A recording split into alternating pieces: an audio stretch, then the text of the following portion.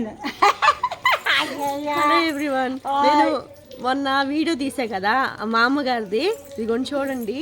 వచ్చి శారీ నచ్చలేదు, నాకు బాగాలేదు అదే అనేసి పెడుతున్నారనమాట. ఇంకా 2 ఫోటోలు అయితే చూపించారు, ఇది పెట్టమని చెప్తున్నారు. చూడండి, ఇవి అయితే చూపిమంటున్నారంట.